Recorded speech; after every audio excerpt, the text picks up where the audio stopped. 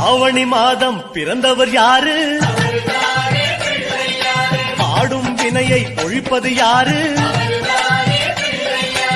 ஆதவன் வணங்கும் தெய்வம் யாரு? பூமியை தாங்கும் புண்ணியன் யாரு? அனலாசுரனை தின்றது யாரு? ஆணவம் நீக்கும் நாயகன் யாரு? முப்புரி அணிந்து